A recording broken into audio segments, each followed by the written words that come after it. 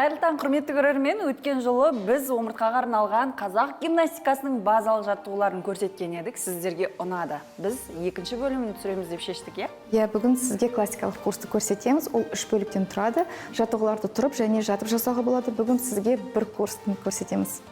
Жатып демал болайын. Бірінші жаттығуымыз ошақты деп аталады. Ол үшін барлық омыртқамызды жоғары қарай созу керек.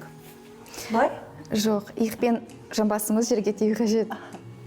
Бұлай ма? Бұл қиындау.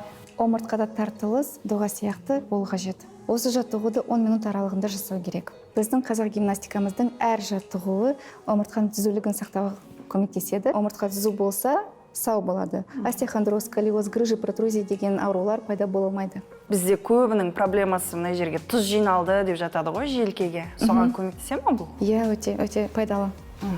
Түсінуімше, жай көтеріп жату жеткіліксіз, иә, мынаны үнемі тартып, салмақ түсіріп тұру керек. Иә, дұрыс. Ыңғайлы болмау керек адамға.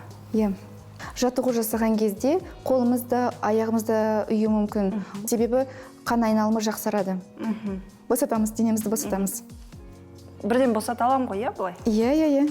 Екінші жаттығуымыз пеш деп аталады. Ол үшін мойын омыртқамызды жоғары қарай тартамыз. Осы жаттығуды 3 пен 7 минут аралығында жасау керек. Асықпай, иық тию керек жерге. Асықпай бабымен өйткені бас айналуы және ауруы мүмкін. Осы жаттығудың пайдасы өте көп, және де сұлулыққа пайдасы өте көп. Мына жерден сезіп тұрмын. Иә. Мойын, бұлшық еттері қатайып, созылып, әжімдер болмайды, азаяды. Болмаса жақсы болады. Ер адамдарға да пайдасы көп.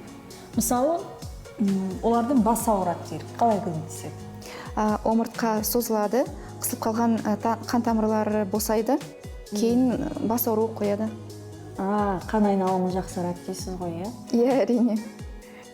Кішкентай тамыр қысылып қалса да, кәдімгідей денсаулық үшін үлкен әсері, зияны болуы мүмкін, иә?